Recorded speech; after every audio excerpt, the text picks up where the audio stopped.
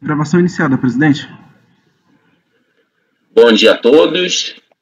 Daremos início à sessão de julgamento da primeira turma extraordinária da terceira sessão, período da manhã do dia 30 de setembro de 2020.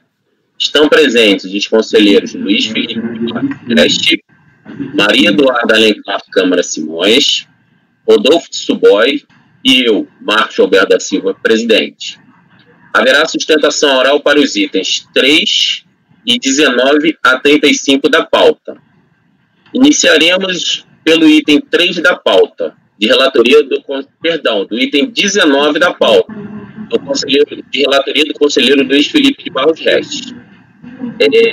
Nesse momento, nós conhecemos Maria se retira da sala que se declarou impedido. Logo após o julgamento desses processos, a senhora será novamente convocada.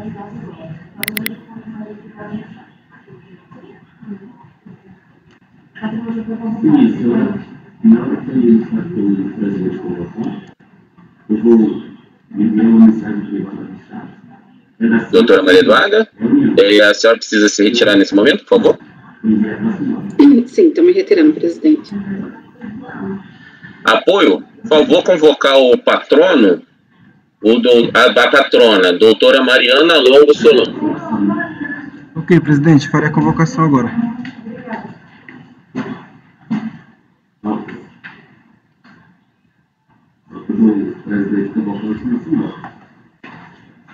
Item 19 a 35 da pauta. Doutora Mariana Longo, o processo será julgado agora. Por favor, verificar a mensagem privada da mensagem. Item 19 a 35 da pauta. Doutora Mariana Longo, o processo será julgado agora. Por favor, verificar a mensagem privada no chat. Você confirmou que você foi retirado de pauta?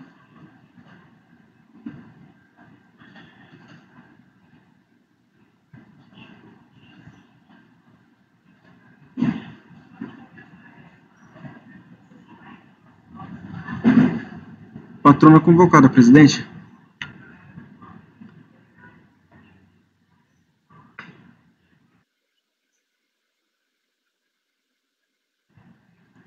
Patrona convocada, presidente. Obrigado.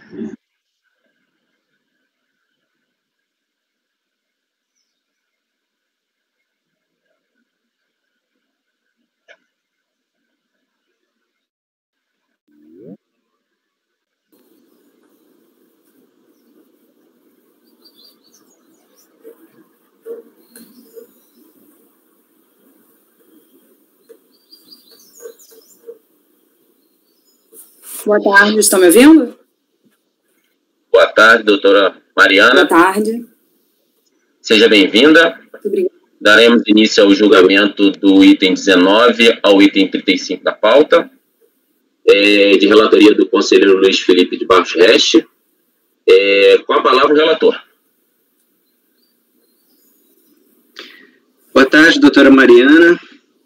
Senhor presidente, já que nós temos a presença da patrona, eu vou fazer um resumo do relatório e se quiser ser complementado aí pela doutora, ela fica à vontade se tiver faltando alguma coisa de importância. São vários processos, na minha visão são todos de mesmo mérito, diferença pequena entre eles, relativas a meses e períodos e valores, então eu vou fazer a relatoria do 19, mas, na minha visão, todos têm um mérito similar. Em resumo, nós temos um processo de declaração de compensação, que se alega ter tido um pagamento de contribuição para o PIS/PASEP maior, que não foi homologado, por ter entendido a unidade que o pagamento tinha sido utilizado para quitar outros débitos do contribuinte. Foi feita uma manifestação de inconformidade, onde a recorrente enfatizou a existência do crédito pleiteado, esclareceu que tinha declarado originalmente na DCTF, no DACOM, um débito inferior ao devido, e que posteriormente fez a retificação do DACOM para demonstrar a exigência do crédito que alegava. A não homologação foi mantida integralmente pelo acórdão de primeira instância, E a recorrente apresentou recurso voluntário defendendo, em síntese, que tinha uma solução de consulta que confirmaria seu entendimento de que seria beneficiária da não incidência do PIS/COFINS, que tal consulta teria sido formulada pela empresa por ser ela prestadora de serviços de reboque e embarcação para armadores estrangeiros domiciliados no exterior, e que os pagamentos realizados por esses transportadores a ela, em decorrência desse tipo de serviço de reboque marítimo, teriam ocorrido com a interveniência de uma terceira pessoa, agente marítimo ou agente de navegação.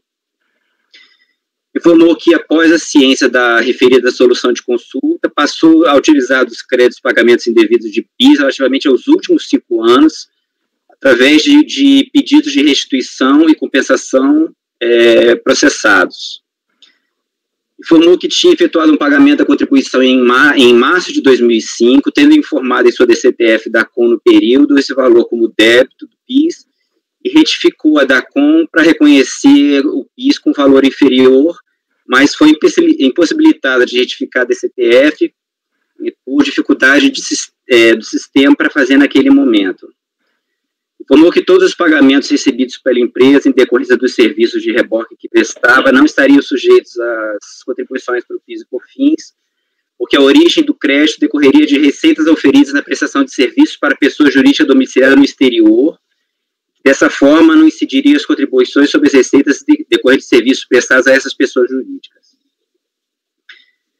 Informou que, para demonstrar esse montante decorrente do crédito inexistente da Fazenda, por serem oriundos de pagamentos realizados pelos transportadores estrangeiros à empresa em decorrência desses serviços, trouxe, diz ela, a totalidade das notas fiscais emitidas contra transportadores estrangeiros aos cuidados dos seus agentes e representantes do Brasil, e que comporia o crédito total do mês de fevereiro de 2005, que é o período de apuração objeto desse processo aqui.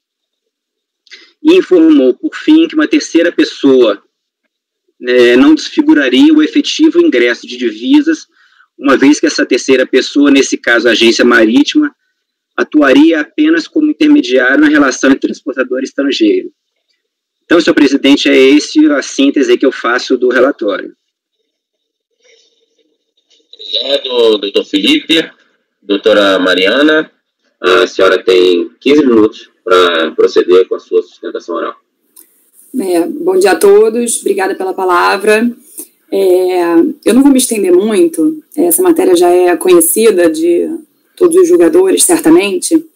O que eu queria destacar aqui nesse caso, que para mim é o ponto que faz mais diferença aqui nesses casos, né, é que a empresa ela tem uma solução de consulta da Receita Federal, ela realizou uma consulta formal à Receita e obteve como resposta o fato de que o reconhecimento de que a interposição dessa terceira pessoa, desse agente marítimo, não alteraria o direito, não alteraria o ingresso de divisas.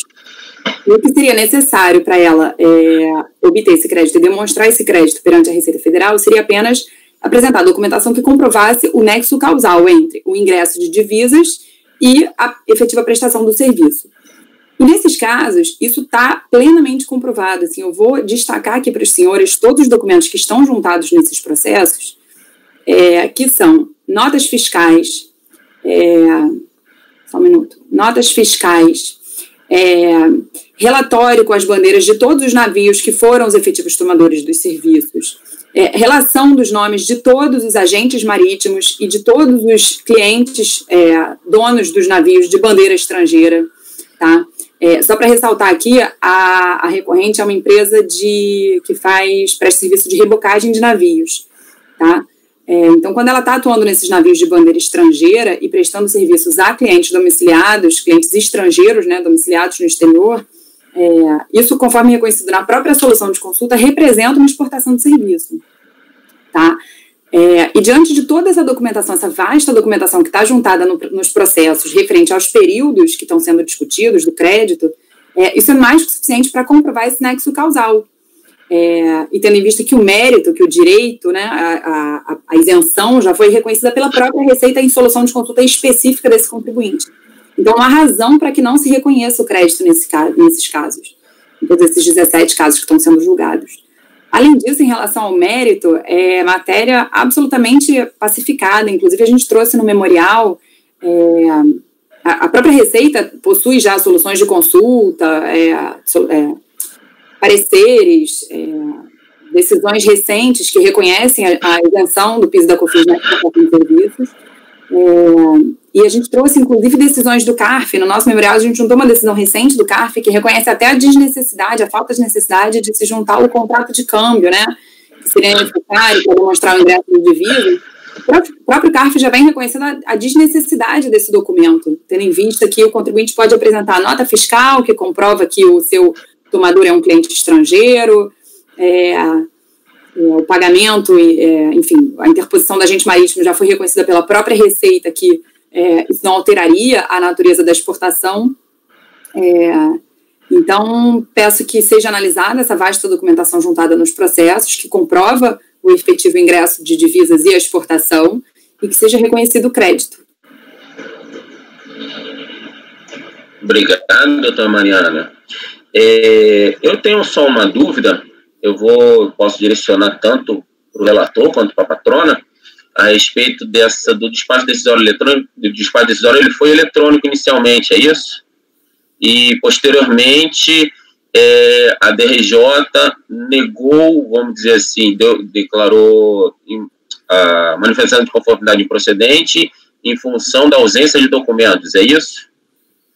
E, a posteriori, óbvio, conforme a relatora, a patrona apresentou aqui agora, diversos documentos, inclusive contábeis, foram apresentados nesse momento, é isso? Isso. Tá bom. Doutor Felipe, por favor. Só para complementar, é isso mesmo. O mérito da DRJ foi ausência de comprovação. Tá bom. Alguma dúvida, doutor Tsuboi?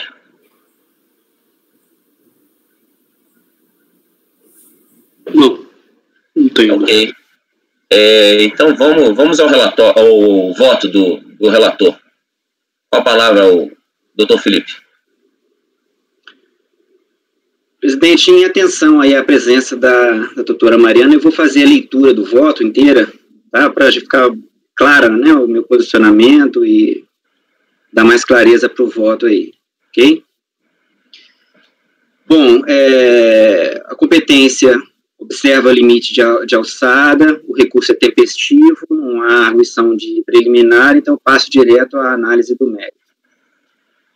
A lide materializada no presente processo se inicia com manifestação de conformidade pelo indeferimento de solicitação de compensação formalizada no PEDECOMP de 12 de outubro de 2011, por meio da qual a recorrente informou ter realizado recolhimento a maior de PIS, referente ao período de apuração encerrado em 28 de 2005, que espera compensar com débitos de outros tributos. A denegação da solicitação formulada ocorreu por meio de despacho decisório no qual, baseando-se em dados constantes de seus sistemas informatizados, a unidade jurisdicionante constatou que o pagamento informado teria sido integralmente utilizado para quitar débitos do contribuinte relativos ao mesmo período de apuração, 28, que se encerrou em 28 de 2005.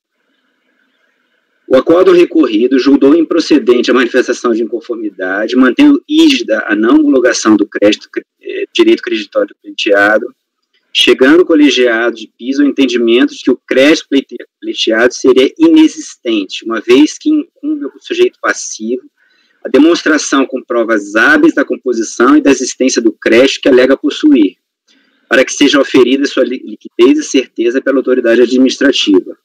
Entendeu-se ainda que a compensação de crédito líquido e certo do sujeito passivo somente poderia ser autorizada nas condições e sob as garantias estipuladas em lei. Em que pese os argumentos expostos pela recorrente, razão não lhe assiste. A razão está com a decisão recorrida no meu sentido. Inicialmente, cumpre-nos destacar que a retificação da DCTF para demonstrar a diferença entre valores confessado e recolhido não é condição prévia para a transmissão da DECOMP, mas também não é ato que cria, por si só, o direito do contribuinte. Nem a legislação, nem as normas da Receita Federal que regulavam a matéria e nem os próprios programas informatizados geradores da declaração que instruíam o contribuinte a retificar a DCTF como condição para a transmissão do pedido de ressarcimento de declaração exigiam tal providência como condição de admissibilidade do ressarcimento ou da compensação. nesse sentido, o parecer normativo COSIT número 2 de 2015 expressamente esclarece que não há impedimento para que a DCTF seja retificada depois de apresentado o PERDECOMP, que utiliza como crédito pagamento inteiramente alocado na DCTF original, ainda que a retificação se dê depois do indeferimento do pedido da não homologação da compensação, respeitadas as restrições impostas pela LN 1110 de 2010. Não obstante, como assevera o acordo da DRJ, na data de transmissão do PERDECOMP, a DCTF apresentada pela contribuinte continha a informação de que o pagamento que teria originado o crédito literado teria sido integralmente utilizado para extinguir o débito da contribuinte apurado no mesmo período, de modo que não existia crédito disponível para ser utilizado na compensação declarada. Ou seja, o despacho decisório estava correto quando a sua edição, já que, à vista das informações declaradas pelo próprio contribuinte, atestou a inexistência do direito ao crédito e não homologou a compensação. É sempre bom lembrar que o regime jurídico da compensação tributária em vigor, a partir da Lei 10.637 de 2002 e da Lei 10.836 de 2003, que introduziram alterações no artigo 74 da Lei 9.400 de 96, prevê que, a partir da iniciativa do contribuinte, mediante a apresentação da declaração de compensação, este informa ao fisco que efetuou o encontro de contas entre seus débitos e créditos formalizado no PERDECOMP, mediante o qual extingue-se os débitos fiscais nele indicados desde o momento de sua apresentação, sob condição resolutória de sua posterior homologação. Com base nessa sistemática, o contribuinte formaliza a declaração de compensação, transmitindo o documento eletrônico as informações relativas à origem do crédito pretendido e os dados dos débitos a serem compensados. A partir do cruzamento das informações fiscais do contribuinte, disponíveis na base de dados dos sistemas utilizados pela Receita Federal, verifique-se a consistência e a coerência da compensação declarada. Mas também é importante observar o que expressamente estabelece CTN no parágrafo 1º do artigo 147, grifei. A retificação da declaração por iniciativa do próprio declarante, quando vise a reduzir ou excluir tributos, só é admissível mediante a comprovação do erro em que se funde e antes de notificado o lançamento. Desta forma, detectada qualquer inconsistência ou divergência entre valores e informações do contribuinte prestadas na DECOMP com o estatuto do sistema, não se homologa a compensação realizada, oportunizando ao interessado o contraditório e ampla defesa em processo administrativo fiscal específico. Deixa-se o célere procedimento do batimento eletrônico de dados e torna-se necessário embasamento documental. Ou seja, com a verificação eletrônica, antes de instaurado o contencioso administrativo, são consideradas somente as informações e dados constantes dos sistemas utilizados pela Receita Federal do Brasil. Inexistindo divergência entre as informações prestadas pelo contribuinte no pedido eletrônico com aquelas constantes dos sistemas da Receita, homologa-se a compensação. Contudo, uma vez constatada inconsistência ou divergência, não se homologa a compensação e inicia-se a etapa de verificação documental, os autos do processo administrativo fiscal, onde recai sobre o contribuinte o ônus de comprovar a existência de certeza e liquidez do crédito que pretende utilizar. Assim, não é suficiente para os fins pretendidos pela recorrente promover a retificação da DCTF. Permanece a necessidade de se comprovar, por meio de documentos contábeis fiscais idôneos, a origem dos valores declarados, a composição da base de cálculo dos tributos em questão e o eventual erro ou omissão que ensejou a redução do montante devido declarado. Foram exatamente essas as razões que levaram o colegiado de piso a considerar improcedente o apelo, como se extrai do voto condutor do julgado. Eu não vou ler, mas o mérito foi justamente a ausência de documentos comprobatórios. No meu sentir, não há fundamentos para a reforma do acórdão recorrido, em que, em sua manifestação de inconformidade, a recorrente limitou-se a informar que o crédito decorreria de pagamento indevido de PIS informado à DCTF mensal de fevereiro de 2005, no valor de R$ 105 mil, mas o valor correto devido, conforme teria informado em sua DACOM, seria somente R$ 9.328,16, razão pela qual, abro aspas, tem o direito de solicitar junto ao ente tributante a restituição total do tributo, fecho aspas. Somente em sede de recurso voluntário, a recorrente trouxe aos atos a informação da origem do indébito a partir do entendimento manifestado na solução de consulta, instruindo o apelo com toda a documentação que daria respaldo ao alegado direito creditório. É farta a jurisprudência desse Conselho no sentido de que, em pedidos de restituição, compensação e ressarcimento, é do contribuinte o ônus de comprovar a certeza e liquidez do crédito pretendido, e ainda que a prova documental deve ser produzida até o momento processual da reclamação, precluindo o direito da parte fazê-lo posteriormente, salvo prova da ocorrência de qualquer das hipóteses que justifique sua apresentação tardia. Tenho defendido o entendimento de que é do contribuinte o ônus de comprovar a certeza e liquidez do crédito pretendido, e ainda que a prova documental deve ser produzida até o momento processual da reclamação, precluindo o direito da parte de fazê-lo posteriormente, salvo prova da ocorrência de qualquer das hipóteses que justifique sua apresentação tardia.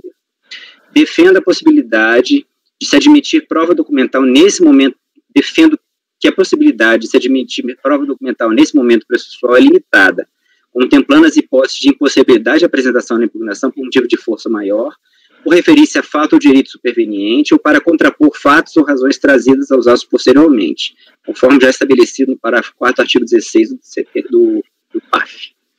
Excepcionalmente, ao meu ver, por força do princípio da verdade material e do princípio da ampla defesa, a vedação constante do próprio artigo 16 do Decreto 70.235 pode ser afastada quando os documentos probatórios trazidos aos autos estejam no contexto da discussão da matéria em litígio e se destinam a fazer a complementação. Pode-se, assim, admitir a apresentação de novos documentos voluntários quando esses se destinem a complementar documentos e informações já trazidos quando da instauração do litígio. Dessa maneira, verificando estar minimamente comprovado nos autos o pleito do sujeito passivo, é papel do julgador solicitar documentos de forma subsidiária à atividade probatória já desempenhada pelo contribuinte. No caso dos autos, como visto, a recorrente não trouxe na instauração do litígio qualquer documento hábil a comprovar o seu direito, o que afastaria ainda, a meu ver, até a possibilidade de converter o julgamento em diligência. No caso dos autos, como visto, o despacho decisório e a decisão de piso pautaram-se na ausência de comprovação da liquidez e certeza do crédito pleiteado. A recorrente não se desincumbiu do seu dever de trazer, no momento oportuno, os necessários elementos aptos a lastrear a alegação do recolhimento devido a maior e que, no sentido desse conselheiro, comprovasse minimamente a existência desse direito.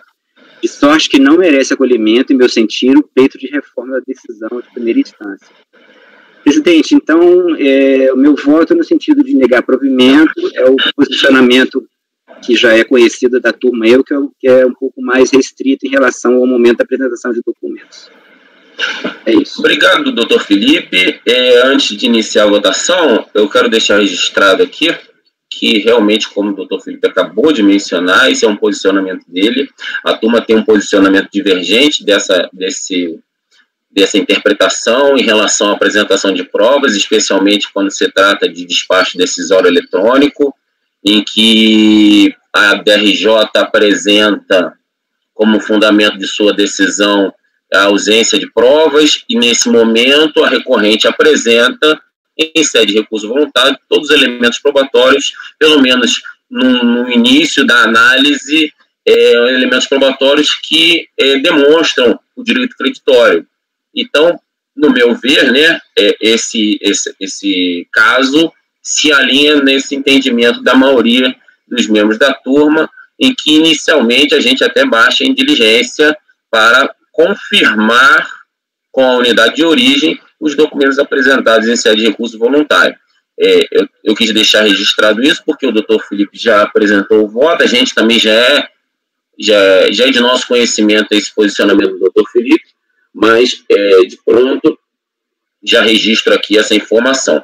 Então, eu vou, de qualquer modo, abrir a votação para o doutor Suboy, para que ele acompanhe o Felipe ou mantenha o posicionamento em relação à diligência. Com a palavra, doutor Suboy. Eu vou manter o meu entendimento que eu tenho feito nas outras sessões de ir para a diligência, de vez no Luiz. Obrigado, doutor Suboy. Como eu já falei inicialmente, eu também divido desse entendimento. Eu entendo que deve ser baixada em diligência nesse primeiro momento, para avaliar se a documentação apresentada pela recorrente condiz com o que foi apresentado no recurso voluntário. Então, por maioria de votos, por não? Só para entender, a diligência seria exatamente para quê? Para apresentação de mais documentos ou para análise dos que estão anexados? Para análise dos que foram anexados.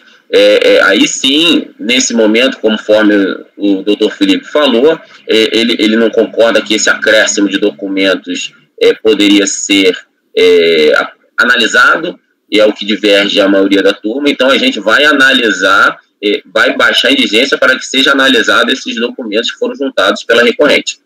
Maravilha, obrigada pelo esclarecimento. Nada. Então, a turma resolve baixar o processo de diligência por maioria de votos, tá? Eu vou designar o doutor Tissuboy para redigir o voto vencedor da diligência. Tá ok, doutora? Ok, obrigada. Obrigado pela presença. Até a próxima vez. Até a próxima. Bom dia a todos. Bom dia. Eu vou convocar novamente a doutora Maria Eduarda para reintegrar a turma para o julgamento dos próximos processos. Só um minuto.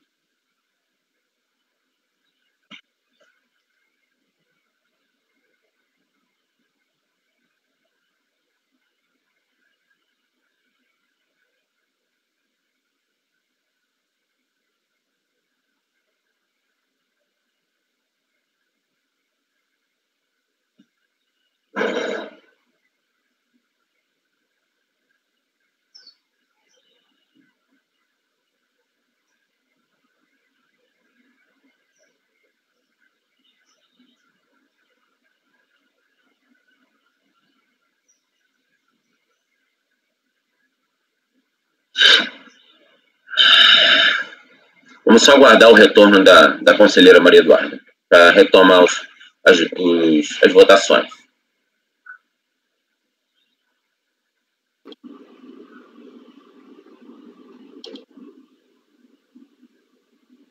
Pois não, doutor Felipe?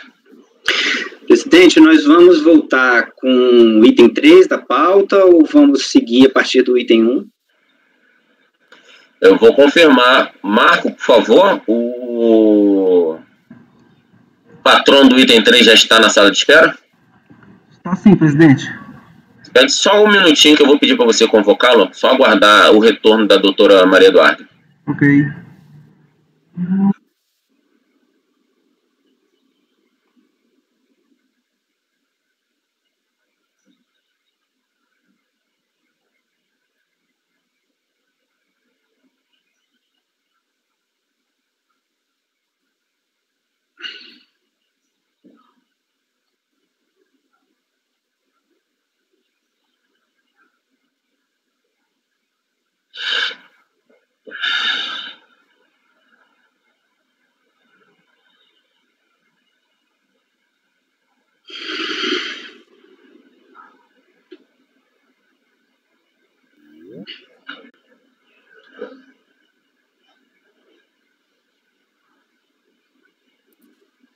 Bom dia de volta.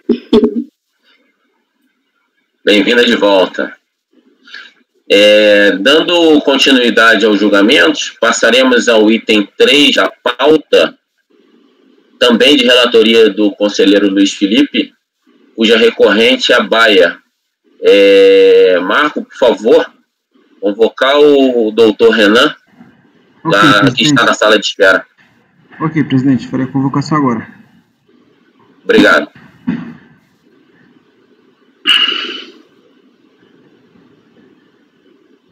Item 3 da pauta, doutor Renan Souza, o processo será julgado agora.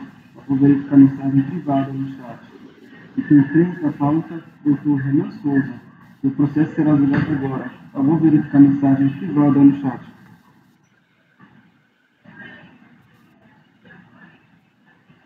Patrono convocado, presidente. Obrigado.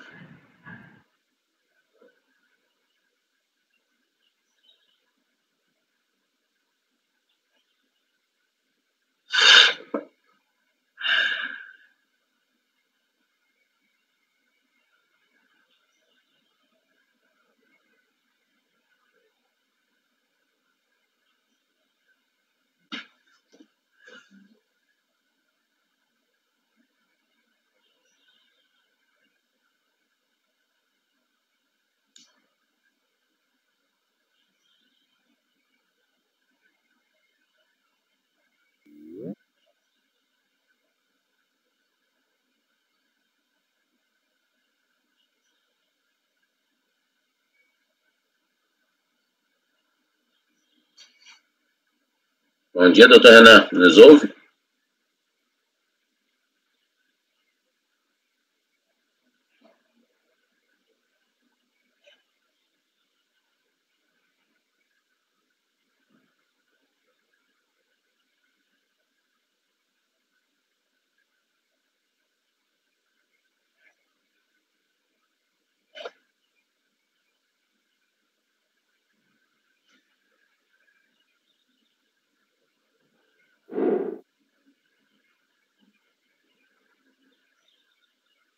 Doutor Renan, não conseguimos visualizar a sua imagem, nem ouvir. A sua câmera e seu microfone estão desligados.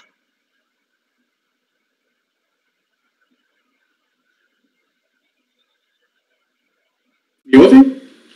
Agora ouço, mas ainda não estou visualizando o senhor. É que a sua conexão não está muito boa. Vou tentar melhorar um pouco. Eu consigo ouvir o senhor, mas não consigo vê-lo. Pronto, consegue? Não consigo vê-lo. Eu ouço, mas não vejo.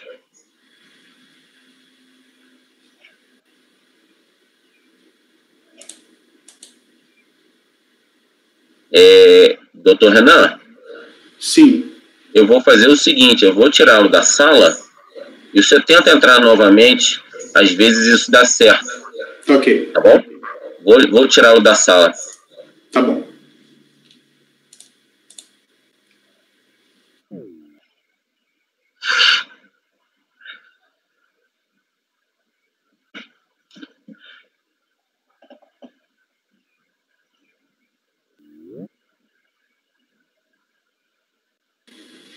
Sim, agora vemos. O senhor me ouve bem? Obrigado. Ouço sim, os senhores me ouvem? Mas a sua imagem está um pouco congelada. Vou diminuir a qualidade. Isso que eu ia falar, diminuir a qualidade da imagem. Pronto. Mas é um problema de conexão mesmo, a sua conexão está baixa. O seu sinal está baixo. Tá ok, mas agora deu pra...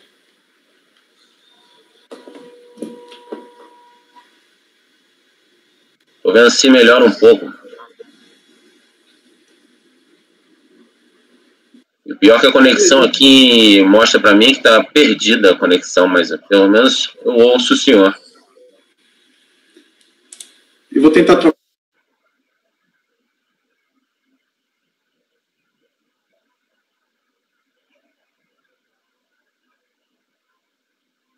Eu acho que eu vou tirar ele novamente. Já saiu. Vamos aguardar mais um pouco.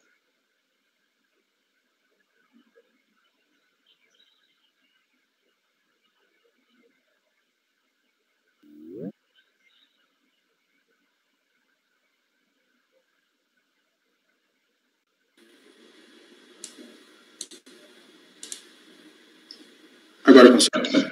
Agora sim, doutor Renan. Estou ouvindo o senhor e ouvindo bem. Tá ok, perfeito. Colocou a qualidade da imagem em low definition? Sim, coloquei. Tá ok, então. Bom dia, doutor Renan, seja bem-vindo. Iniciaremos o julgamento do item 3 da pauta, cuja recorrente é a Bayer S.A., de relatoria do doutor Luiz Felipe. Ok. Doutor Luiz Felipe, com a palavra. Bom dia, doutor Renan.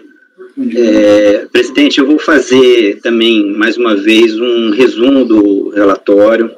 Esse é um processo bastante técnico, bastante denso, então eu peço aí o auxílio do doutor Renan, aí, se faltar algum detalhe que ele entenda relevante ou importante para facilitar o entendimento do que está sendo discutido, do mérito e das conclusões aí do voto aí. Então, eu vou fazer um resumo e peço aí ao doutor Renan para complementar, se ele entender necessário. Então, nós temos aqui, senhor presidente, um processo de cobrança de direitos antidumping que deixaram de ser recolhidos juntamente com os impostos em duas declarações de importações que foram promovidas pela recorrente, a aplicação de uma multa de 75% sobre esses valores. Em resumo, essas duas importações se referem a dois produtos, eles têm um nome técnico complicado, Macrolon KOI 1244 e Macrolon AL 2447, que são resinas de policarbonato. Uma delas é com estrutura ramificada e outra é de grau óptico. Durante o processo de conferência física na importação desses produtos, foi solicitada e foi realizada a retirada de amostras. Essas amostras foram enviadas ao laboratório credenciado, que é o Labana, para a correta identificação da mercadoria.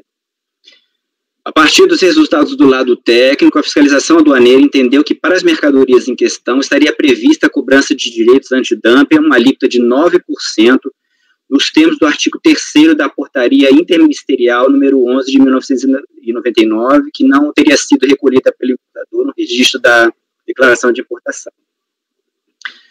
A autuação foi mantida integralmente pela DRJ, e a recorrente tem defendido em essência que o laudo utilizado ao tratar do inciso 1 do artigo 2º da Portaria Interministerial e referir-se a resinas de policarbonato de uso geral na forma de grânulos com índice de fluidez de 3 a 19 gramas por 10 minutos, teria omitido uma palavra fundamental, já que o inciso 1 daquele artigo 2º se refere literalmente a resinas standards de uso geral, e a adoção da palavra standard indicaria que o inciso 1 do artigo 2º trata de resinas de estrutura linear, que, portanto, seria diferente do inciso 3 da mesma portaria, que trata de resinas de estrutura ramificada.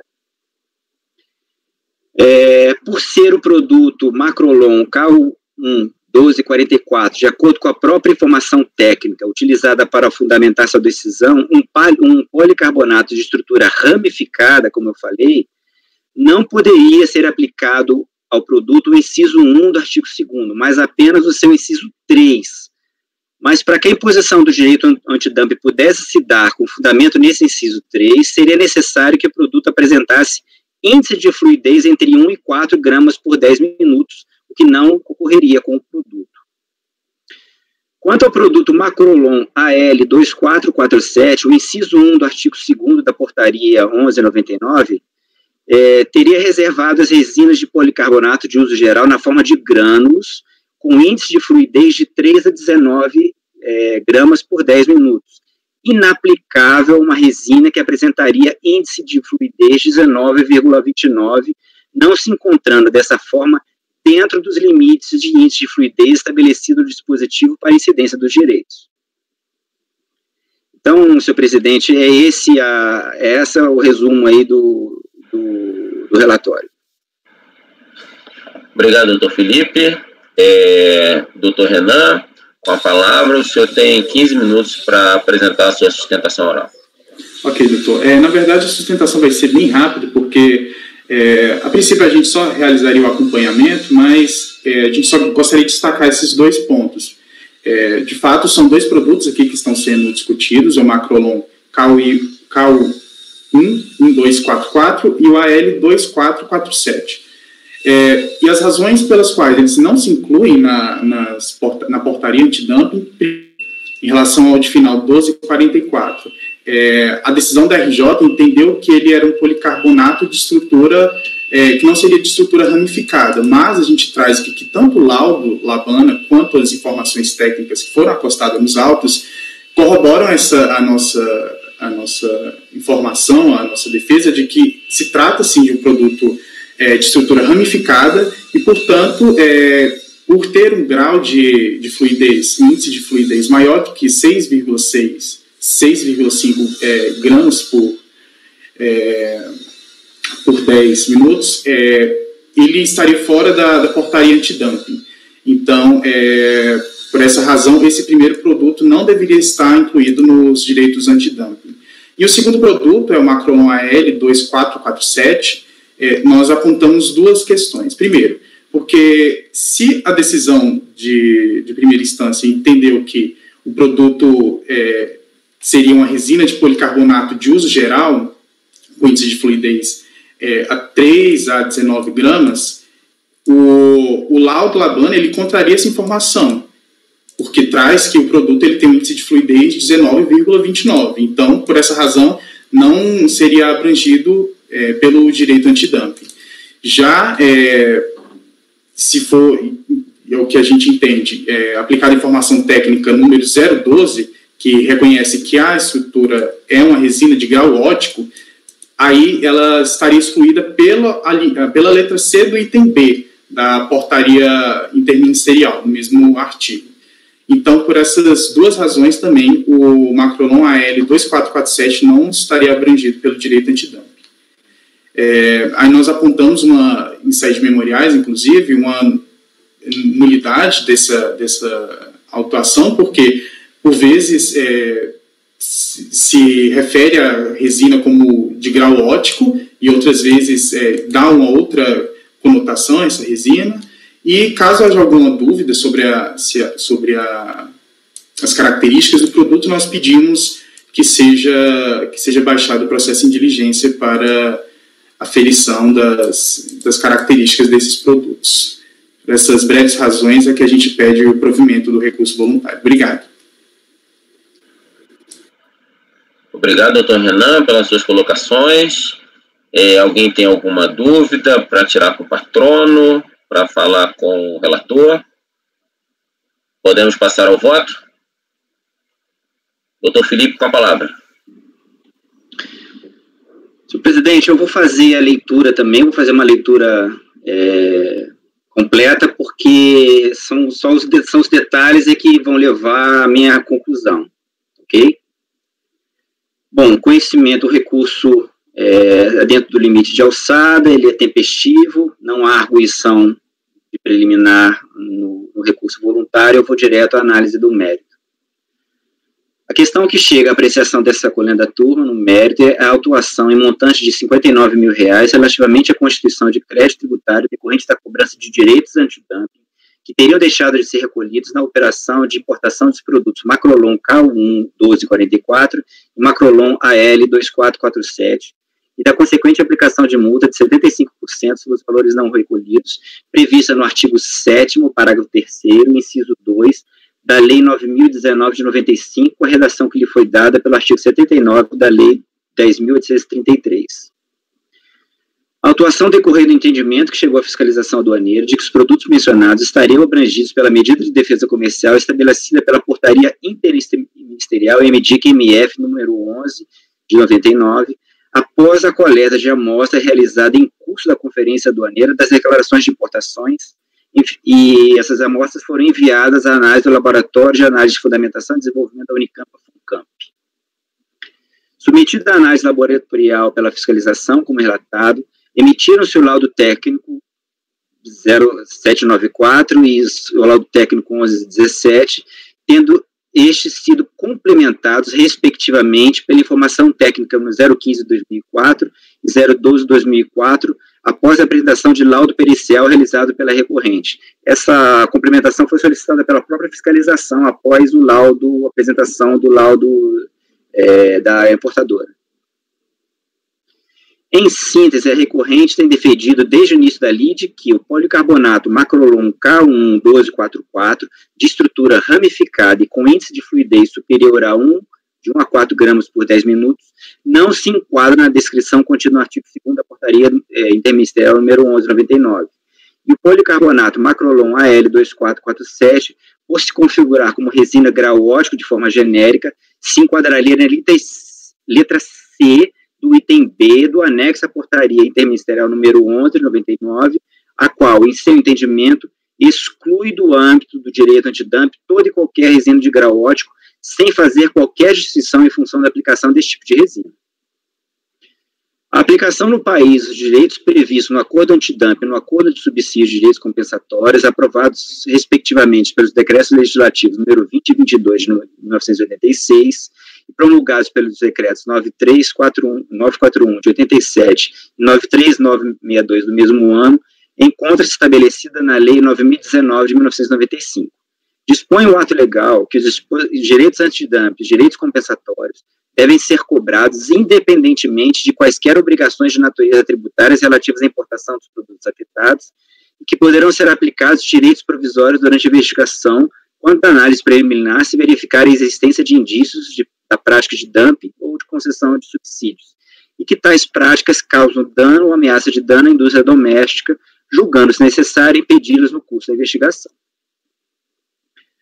O mesmo diploma estabelece que compete à Secretaria de Comércio Exterior, SESEX, apurar em processo administrativo a margem de dumping, o montante de subsídio, a existência de dano e a relação causal entre esses, e que será competente para a cobrança de direitos anticompensatórios, provisórios ou definitivos à Receita Federal.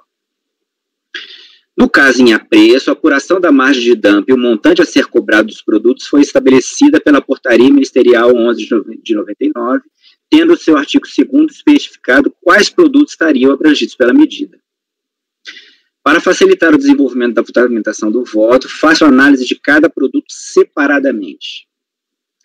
Policarbonato Macrolon AL2447. Em relação a esse produto, o que se extrai dos autos é que este foi identificado pelo laudo técnico 1117 como, abro aspas, policarbonato sem carga inorgânica, de forma de grânulos, policarbonato em forma primária, e que, abro aspas de novo, apesar de ser considerado policarbonato de grau óptico, ou seja, tem uma transmissão de luz e baixa opacidade, a mercadoria em epígrafe, aí eu grifei, não foi designada para ser utilizada na confecção de lentes oftálmicas. Portanto, se enquadra na classificação de policarbonato fabricado no Brasil. Fecho aspas. Como visto, entendeu a fiscalização que, por não estar o produto excluído do escopo da investigação, seria passível de aplicação dos direitos em sua importação. A fiscalização se refere ao anexo da portaria, o qual define seu escopo, em especial a letra C do item B, trata das exclusões. A letra C diz o seguinte: estão excluídas do escopo da investigação as resinas especiais não produzidas pela indústria doméstica, especialmente os seguintes tipos: resinas grau óptico, classe CD e oftálmicas. O acórdão recorrido manteve a mesma linha de entendimento nos seguintes termos. Aí eu não vou transcrever, mas ele diz que o produto enquadra-se plenamente dentre aqueles produtos previstos no artigo 2º. Concordo inicialmente com o entendimento constante da autuação de que, por ter sido o produto identificado no laudo técnico como policarbonato de grau óptico utilizado na confecção de lentes para faróis de automóveis, não se enquadra na exceção estabelecida pela letra C, visto que essa somente se restringe às resinas de grau óptico da classe CD e oftálmicas, não se incluindo as demais resinas de grau óptico. Ou seja, extrai-se da autuação que a cobrança dos direitos se deu pelo entendimento de que o produto Macrolon AL2447 não se enquadraria nas exclusões previstas no anexo B da portaria interministerial, por não ser considerado grau óptico com características físico-químicas para a produção de CDs ou lentes oftalmológicas, previstas na linha C daquele anexo, estando assim afetado pelo direito antidumping. Não obstante, o laudo das análises técnicas especializadas realizadas nas amostras retiradas na DI, que amparam as operações de importação, se afirma que o índice de fluidez do produto é de 19,29 gramas por 10 minutos. Portanto, acima da faixa de 3 a 19 gramas por 10 minutos exigida pelo artigo 2º alinear da portaria interministerial AMDIC 1199, também transcrito, abrangida para imposição da medida de defesa. O próprio auto de infração, ao citar na descrição dos fatos as conclusões da informação técnica número 1204, atesta que o índice de fluidez do produto é 19,29 gramas por 10 minutos.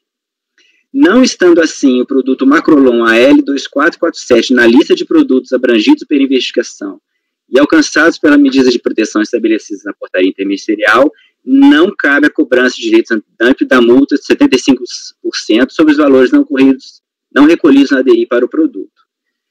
Então, no meu entendimento, ele está fora da faixa de 13 a 19, o que exclui ele da imposição dos direitos.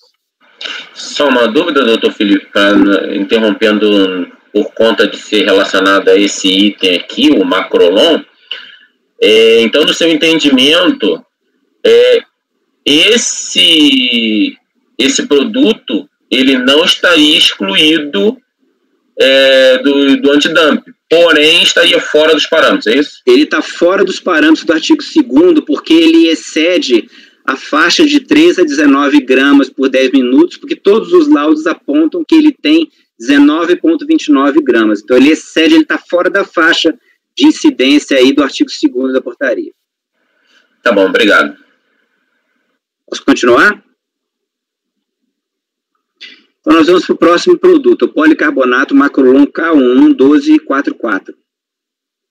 Quanto ao segundo produto analisado tecnicamente, o policarbonato Macrolon K1 1244 se extrai do auto de infração que esse foi identificado pelas análises técnicas como, abro aspas, policarbonato sem carga inorgânica de índice de fluidez 11,64 gramas por 10 minutos na forma de grânulos, policarbonato em forma primária, e nessa condição, segundo a fiscalização, enquadra-se plenamente dentre aqueles produtos previstos no artigo 2º da Portaria Interministerial número 1199, mais especificamente previsto no inciso 1, resinas de policarbonato de uso geral na forma de grânulos, com índice de fluidez de 3 a 19 gramas por minuto, fecho aspas. Na mesma linha, o colegiado de piso manteve o lançamento, corroborando o entendimento da autoridade fiscal de que o produto estaria enquadrado no inciso 1 do artigo 2º da portaria, nos seguintes termos. Aí eu destaco que ele disse que o índice de fluidez é 11,64 gramas por minuto, na forma de grãos, e reforça esse destaque aí mais abaixo. Não vejo dessa maneira. Observo que no laudo 079401, complementado pela informação técnica 01504, foi asseverado que, abro aspas, após a realização de novos ensaios utilizando técnica analítica de ressonância magnética nuclear, eu vou grifar, foi confirmado que a mercadoria em epígrafe trata-se de policarbonato de estrutura ramificada, contendo derivado benzotriazol sem carga inorgânica de índice de fluidez 11,64 gramas por 10 minutos na forma de grânulos, fecho aspas. E que, portanto, abro aspas, não se trata de resina de grau óptico de uso na confecção de compact disc e não se enquadra nos produtos da portaria 1199, grifei. De volta ao já citado artigo 2º da portaria interministerial, se constata que os policarbonatos de estrutura ramificada, abrangidos pela medida, se encontram especificados no inciso 3 e não no inciso 1, como afirmado na decisão recorrida, estabelecendo para esses uma faixa para o índice de fluidez de 1 a 4 gramas por 10 minutos. Como a análise técnica concluiu, a partir do exame das amostras, que o índice de fluidez do produto seria de 11,64 gramas por 10 minutos, está além do teto estabelecido para o índice. Desta maneira, o produto também não está na lista dos produtos abrangidos pela investigação e alcançados pela medida de processão estabelecida pela Portaria Interministerial MDIC 1199, da mesma forma que não cabe a cobrança dos direitos antidumping da multa de 75% sobre os valores não recolhidos na ABI. Nesse sentido, entendo que há fundamento para a reforma da decisão recorrida e afastar a imposição dos direitos antidumping dos dois produtos, afastando ainda a cobrança da multa de 75% sobre os valores que não teriam sido recolhidos. Ou seja, senhor presidente, nesse caso específico, por ele ser ramificado, ele não está no inciso 1, ele vai para o inciso 3. E no inciso 3, ele também excede a faixa para a imposição dos direitos. Então, senhor presidente, eu voto no sentido de dar provimento ao recurso voluntário. Obrigado, doutor Felipe. Alguém tem mais algum questionamento a ser feito do caso? Podemos iniciar a votação? Doutora Maria Eduarda? Acompanho o relator, presidente. Obrigado. Doutor Tsuboy? Acompanho o relator também. Eu também acompanho o relator. Então, acordam os membros da turma. Acordam os membros do colegiado, por unanimidade de votos, em dar provimento ao recurso voluntário. Ok, doutor Renan? Obrigado pela sua participação. Obrigado, conselheiros, conselheira.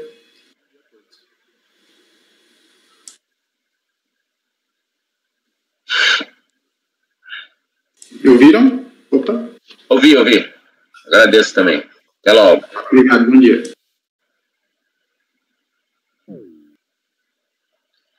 Bem, então vamos continuar o julgamento na sequência da pauta, retornando para o item 1. E o item 1, a doutora Maria Eduarda também se declarou impedida, né? Isso. Doutora Maria Eduarda, então, peço que a senhora se retire e já eu lhe chamo novamente para reintegrar a turma. Tá bom? Até logo, gente. Tchau. Tchau. Doutor Felipe, pronto para iniciar a votação? A leitura do relatório.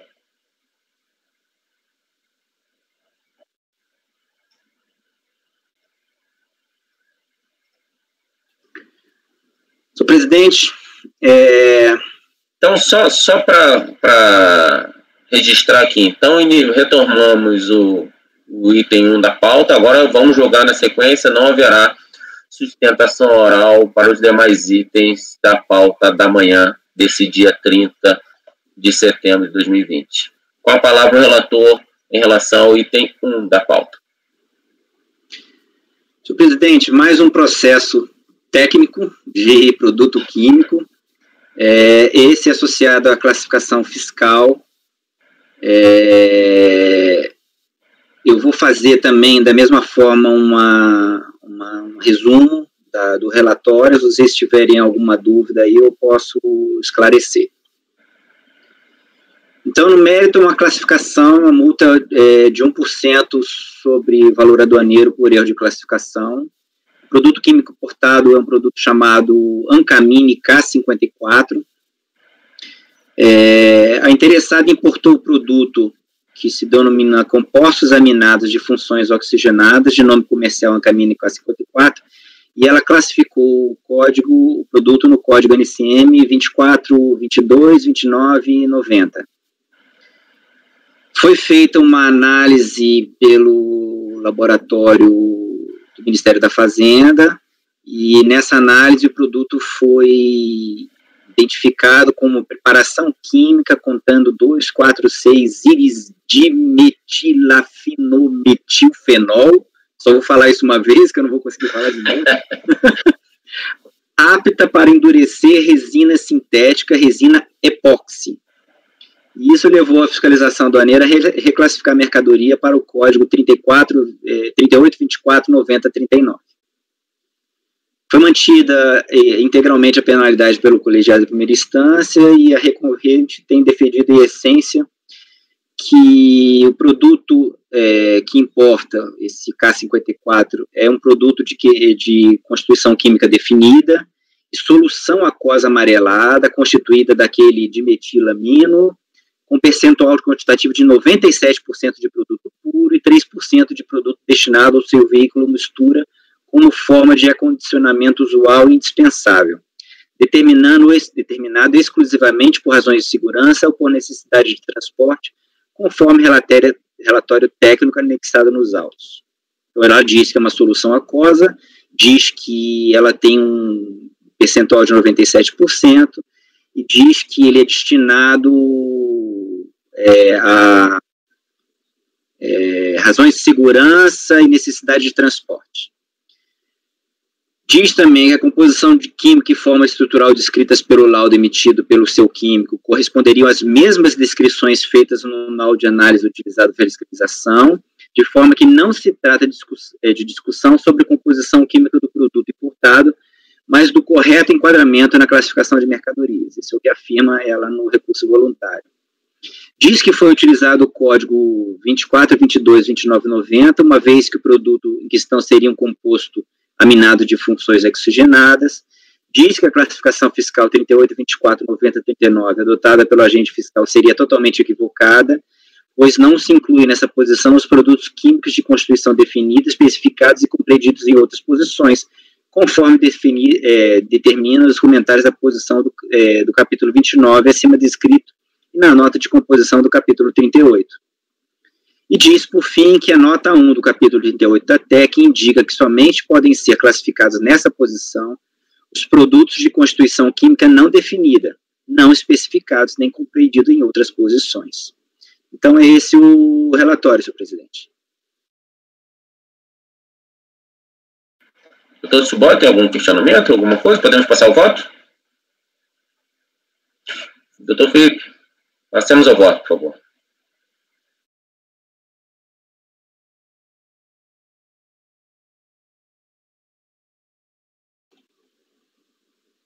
Deixa eu abrir, que eu não tinha aberto o processo ainda. Só um minuto.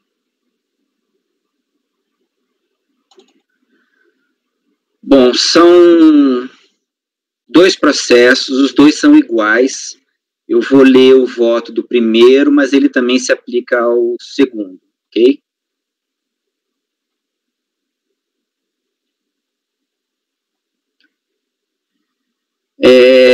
Então, é uma autuação, não vou ler inteiro, tá?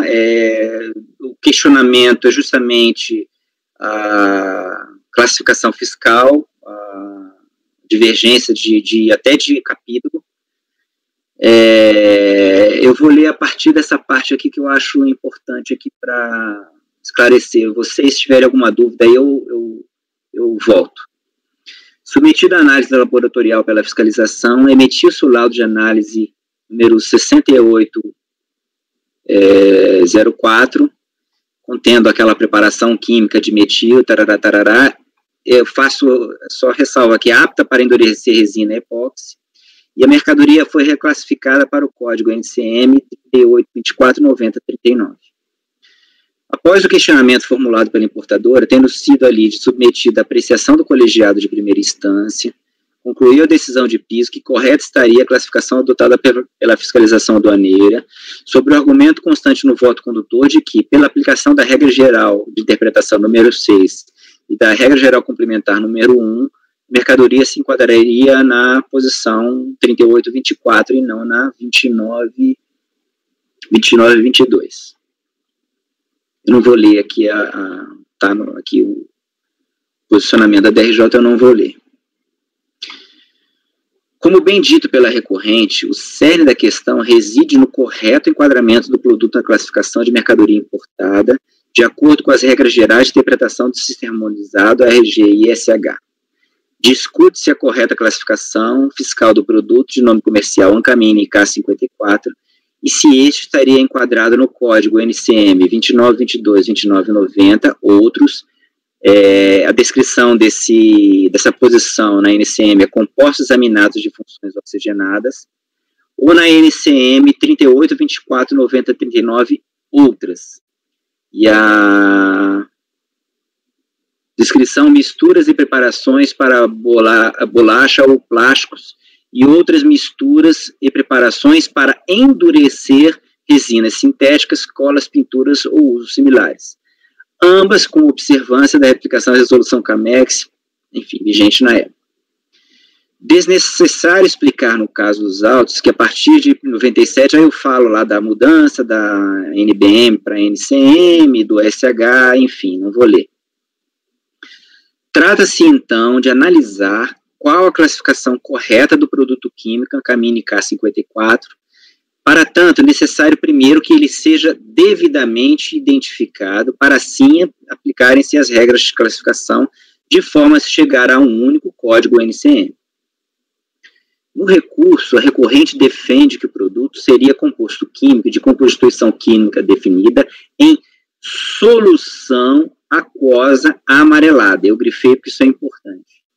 Com a função principal de catalisar resina epóxida e ativadores de agentes de cura, denominado aquele nome lá inteiro, de metil, tarará, tarará, tarará, E aí eu grifei, como forma de acondicionamento usual e indispensável, determinado exclusivamente por razões de segurança ou necessidade de transporte. Isso é o que disse a recorrente no recurso, tá? E que todas essas especificações técnicas teriam sido propriamente relatadas e classificadas por seu químico. Apresentou em sede de impugnação para contestar o laudo técnico oficial utilizado na auto de infração o documento de folha 067, no qual o seu perito descreve a substância como líquido amarelado a âmbar, que teria composição a substância lá, aquela de metila, e indica, ao fim, a classificação tarifária pertinente adotada propriamente pela importadora. Eu grifei duas coisas aqui. Primeiro, que ele não fala solução aquosa, ele fala líquido amarelado, ele não fala solução aquosa amarelada. E segundo, que ele não diz em momento nenhum que ele se destina a condicionamento usual indispensável determinado exclusivamente por razões de segurança. Ele também não fala isso no laudo. Tá? Bom, vou dando sequência. O laudo técnico laboratório oficial credenciado, a partir de ensaios realizados sobre amostra retirada e de consulta à informação técnica do produto produzida pelo fabricante, descreve a substância como preparação química contendo lá aquele dimetilfenol apta para endurecer resina sintética resina epóxi. Tá? Ele não fala que é solução aquosa, ele fala que é uma preparação química. E ele dá aqui acima a composição relativa. Tem lá 32,8 de tris de metilanolfenol, tem 3,7 de um produto, ou seja, ele tem uma composição lá que não é o 97% lá. Importante nesse momento destacar que não vejo nos dois laudos reproduzidos acima que tenham os peritos concluídos que são produtos cuja composição química e fórmula estrutural detalhadamente correspondam às mesmas descrições como assevera a recorrente. Ao contrário, como visto, o ensaio cromatográfico realizado no laboratório de análise aponta uma composição diferente, com outros elementos químicos em percentual maior do que 3%. Também não vejo, no documento pericial que instruiu a impugnação, a indicação de que se trata de solução aquosa, nem que tenha o descrito líquido amarelado âmbar, mistura como forma de acondicionamento usual e indispensável, efetuada exclusivamente por razões de segurança ou necessidade de transporte, como afirmado no recurso voluntário. Superada a etapa de identificação, segue-se então a aplicação das regras de classificação a partir do produto identificado pelo laudo de análise oficial, visto que esse tem como base o produto constante da ADI registrada pela recorrente e que também não se constatou nenhum elemento capaz de desqualificá-lo. Eu estou tomando como base o produto que foi identificado no laudo oficial, que é aquele retirado da amostra. E também não há contestação desse laudo. Aplicando as mesmas regras lá, RGI e RGC, como se depende da regra geral de interpretação, da RGI número 1, os títulos das seções, capítulos e subcapítulos têm apenas valor indicativo. Para os efeitos legais, eu vou grifar, a classificação é determinada pelos textos das posições e das notas de seção e de capítulo, desde que não sejam contrárias aos textos das referidas posições e notas das regras seguintes. Tem-se, então, em comparação, o texto das duas posições. A posição indicada pela recorrente, 29 e 22, compostos aminados de funções oxigenadas. E a posição apontada pela fiscalização aduaneira, 38 e 24, aglutinantes preparados para moldes e para núcleos em fundição, produtos químicos e preparações das indústrias químicas ou das indústrias conexas, incluindo os constituídos por misturas de produtos naturais não especificados nem compreendidos em outras posições. Socorrendo-se, então, as notas, em observâncias a RGI mencionadas, observa-se que a posição 29 e 22 tem em sua nota número 1 que a posição compreende os compostos orgânicos de construção química definida, apresentados, eu vou grifar, isoladamente, com ressalva somente para soluções aquosas e outras soluções.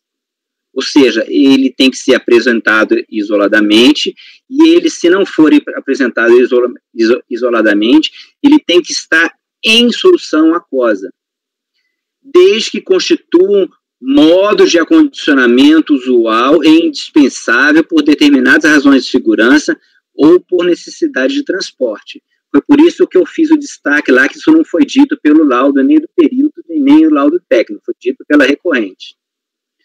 Ou que tenha o composto orgânico sido acondicionado, estabilizante indispensável à sua conservação, ou transporte, ou ainda solução antipoeira, corante, desde que essas adições não tornem o produto particularmente apto para usos específicos. Isso eu também grifei.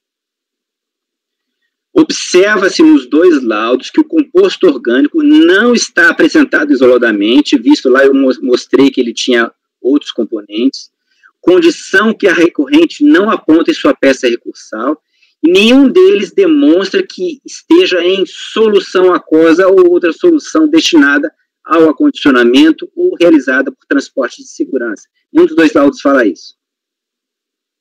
Ademais, o documento pericial aponta que o composto inorgânico, o dimetrilfenol, se utiliza em preparações catalisadoras de resina epóxida.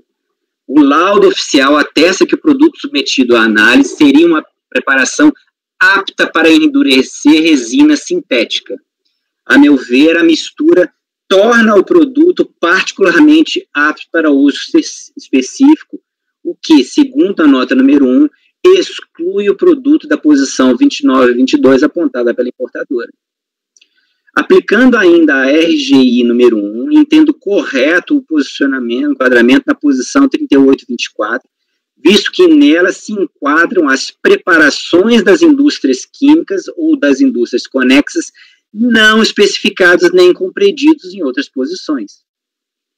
Em sequência, aplicando-se a regra RGI número 6, que dispõe que a classificação das mercadorias nas subposições de uma mesma posição é determinada pelos textos das subposições e das notas, suposições, bem como as para a RGI, tarará, chega-se como mais adequado o item 38, 24 e 93, como texto, misturas e preparações para borrachas ou plásticos e outras misturas e preparações para endurecer resinas sintéticas, colas, pinturas e usos similares. Lembre-se que o laudo oficial identifica o produto como preparação química contendo o difenilmetol apta para endurecer resina sintética.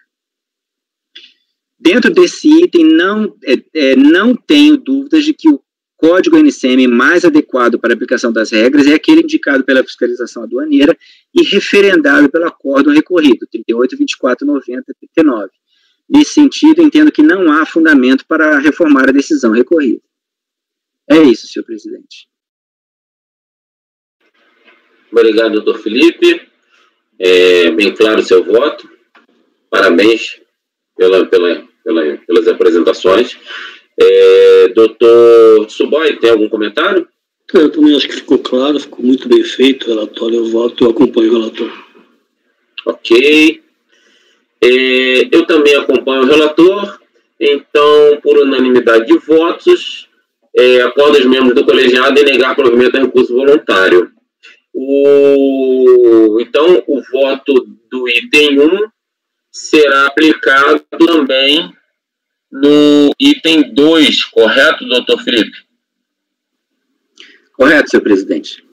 Ok, então.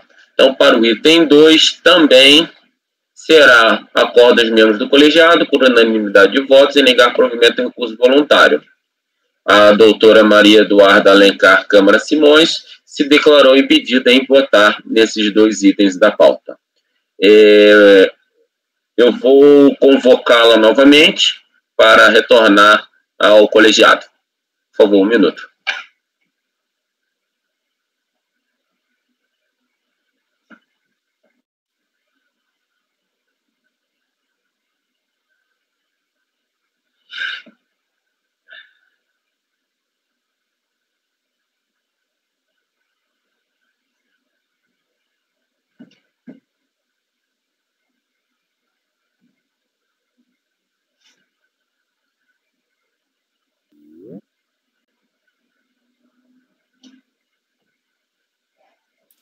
Foi de novo.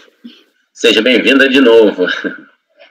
Então, dando continuidade aos itens da pauta, passemos ao item 4, CAA Corretores Associados, de relatoria do doutor Felipe. Podemos, doutor Felipe? Pronto? Deixa eu só beber uma água aqui, presidente, 1 minuto. Claro. Quando estiver pronto, com a palavra.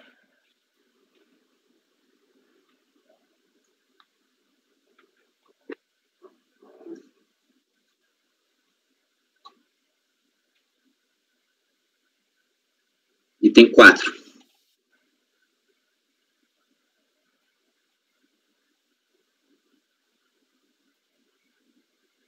Doutor Felipe, dependendo, eu já comecei a folhear aqui esse item 4, né?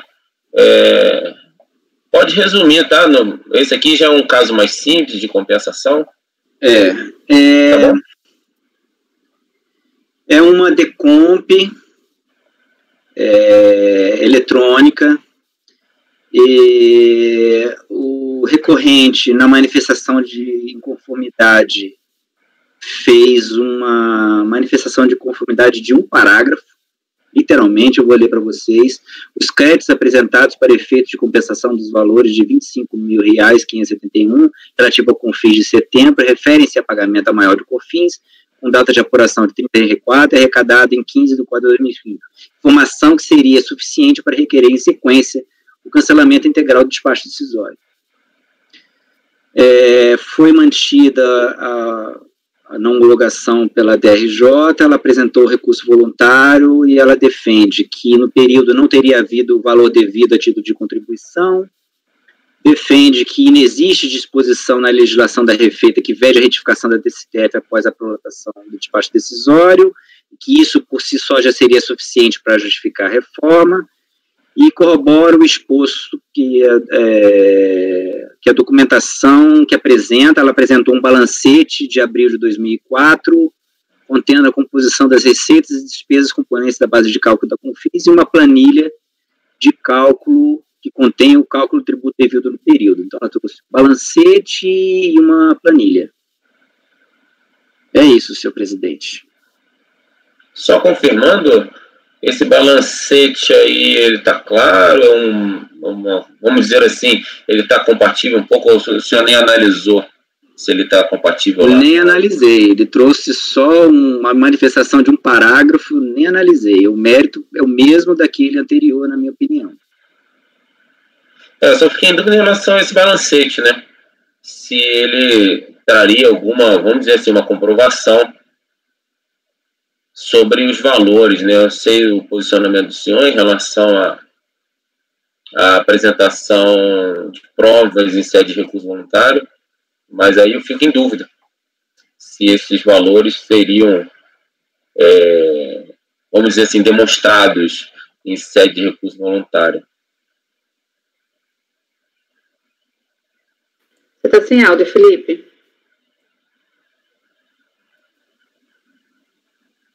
Eu posso colocar lá na pasta T o que ele tem, ou se vocês quiserem dar uma olhadinha. Doutora Maria Eduarda, gostaria de falar? Presidente, eu dei uma analisada rapidamente. Agora, em princípio, porque a gente tem um entendimento já mais flexível do que o Luiz Felipe em relação a essa questão da apresentação de provas.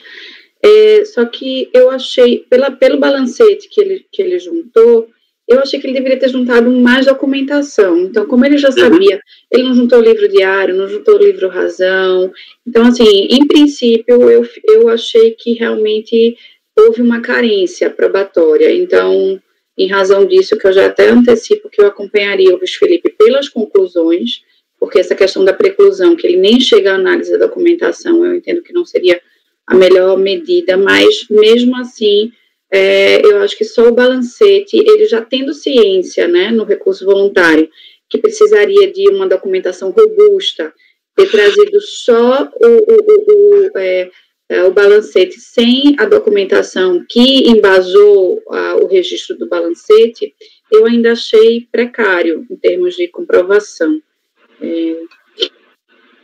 Ok, então, a senhora já tem conhecimento do posicionamento nosso aqui da turma, se alinha ao meu e ao do conselheiro de Subói. Então, passemos ao voto, doutor Felipe.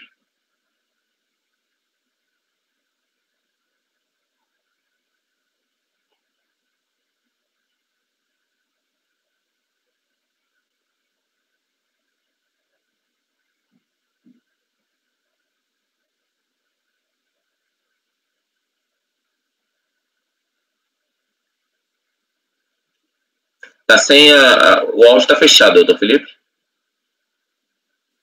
Perdão. O processo é bastante similar ao anterior, o voto também é bastante similar. Eu vou passar rapidamente ele, que vocês já conhecem basicamente o meu voto nesse sentido. Vou trazer só alguns aspectos que eu achei que são de destaque. Primeiro, eu já falei que é um processo eletrônico, ele fez uma manifestação de inconformidade só dizendo que tem direito de retificar a DCTF, não trouxe documento nenhum. A DRJ fez aquele julgamento em que defende que para poder reduzir tributos, ele tem que trazer já em manifestação de conformidade os documentos comprobatórios. Ele, na manifestação de conformidade, tinha dito que só o fato de ter a retificação já seria suficiente. Não foram carreados aos autos, quando a instalação do litígio, quaisquer elementos que indicassem erro de apuração da contribuição devida, demonstrando a existência do direito ao crédito, como a escrita contábil e fiscal e os documentos a ela inerentes, apontando o alegado recolhimento indevido ao maior, o que levou corretamente a decisão de PISA à improcedência da manifestação de conformidade, como se extrai do voto condutor do julgado. Então, ele fala lá, não há nos autos quaisquer explicação para a afirmação de que a base de cálculo serviu para parâmetro, para a DCTF transmitida, continha valor de receita superior ao que efetivamente representava a base de cálculo da COFINS. No caso em análise, a interessada reduziu o valor da COFINS devida em abril de 2004, sem justificar o motivo, nem demonstrar contabilmente como apurou o novo valor, o que deveria ter sido. Entrou em sede de recurso voluntário, a recorrente trouxe aos autos documentos contábeis que entende comprovar o alegado, que é aquilo que eu falei, o balancete e uma planilha. E aí eu concluo o meu voto com aquilo que eu costumo dizer, que eu entendo que ele tem que trazer, no mínimo, algum elemento indicativo, trazer algum documento, alguma coisa que minimamente comprove o direito dele. No caso, ele como não trouxe nada, eu entendo que não está complementando, ele está só trazendo em recurso voluntário, e o meu voto é negar provimento. Obrigado, doutor Felipe. Vamos esperar um minutinho, que eu estou percebendo que o doutor Subói está congelado aqui. Vou ver se eu consigo fazer contato com ele, para ver se ele entra e sai novamente. Ele entra novamente. Vamos ver se eu consigo falar com ele aqui. Só um minuto, por favor.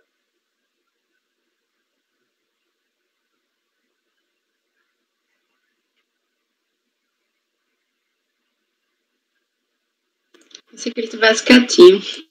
Eu vi porque a mão dele está paradinha lá. Está muito parada essa mão.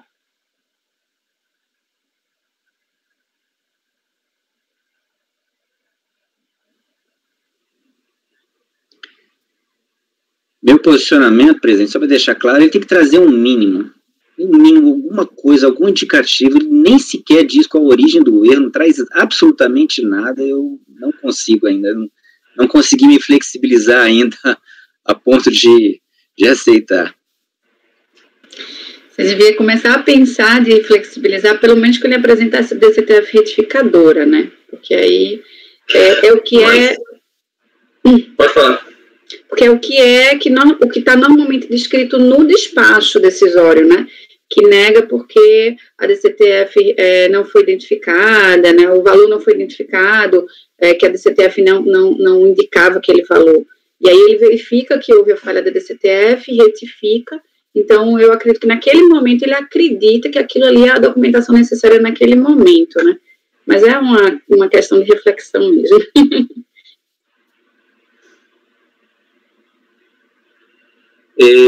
Eu acho prudente, então, eu mandei a mensagem aqui para o Tsuboy, só que ele não recebeu, nem recebeu a mensagem.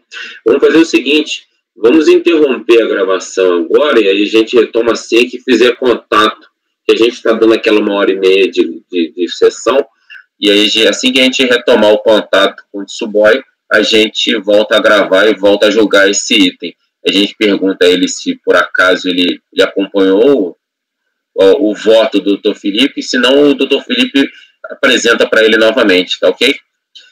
Apoio, por favor, então, romper a gravação.